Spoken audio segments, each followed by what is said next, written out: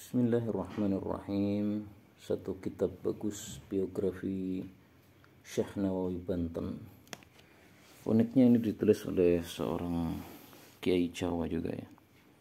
Masih muda beliau, usia belum 50 tahun, kelahiran 77. Tuhfatul Qasi wa Dhani fi tarjamati Syekh Muhammad Nawawi ibni Umar al-Bantani.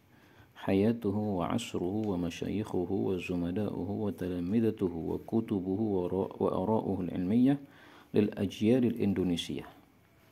Jadi kitab ini membahas 3 poin. Yang pertama tentang kehidupan dan masa di mana Syekh Nawawi Banten hidup.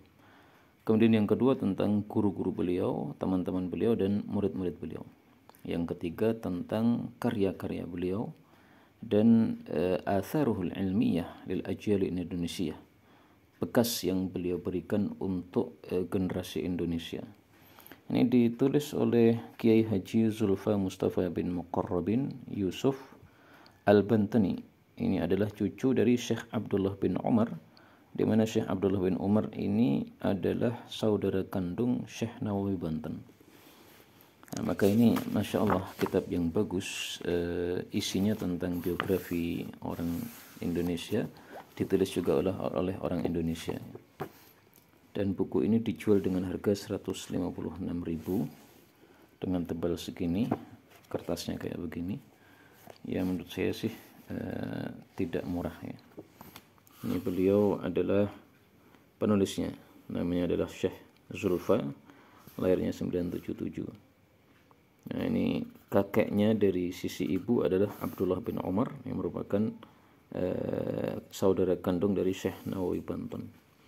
Beliau ini murid dari Kiai Muhammad Ahmad Sahal Mahfud, dan saya merasa kurang sempurna kalau tidak karena belum berguru kepada Mbah Kiai Muhammad Ahmad Sahal Mahfud ini. Jadi merasa agak nyesal kenapa tidak pernah ngaji sama beliau nih.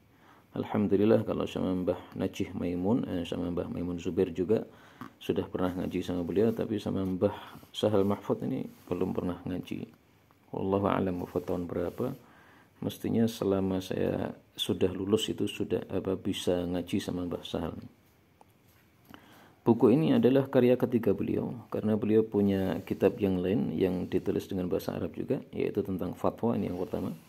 Kemudian yang kedua tentang al-ahkam la tu'khadhu illa min nas, bahwa hukum tidak diambil kecuali dari nas. Nah, ini kemudian buku yang ketiga ini tentang biografi Syekh Nawawi Banten. Di sini beliau menyebutkan sanadnya yang sambung kepada Syekh Nawawi Banten, yaitu dari jalur Mbah Muhammad Ahmad Sahal Mahfud tadi. Kemudian dari guru beliau Syekh Zubair. Syekh Zubair ini adalah bapaknya dari Mbah Maimun Zubair. Kemudian dari juga Mbah Yasin Al-Fadani, keduanya dari Syekh Bakir Al-Jogjawi, kemudian juga dari As-Sidaraji, keduanya dari Mbah Mahfud At-Tirmasi, penulis masyhur ini, ahli hadis juga, dari Kiai Khalil Bangkalan. Nah, jadi Mbah Tirmasi ini ternyata murid dari Kiai Khalil Bangkalan.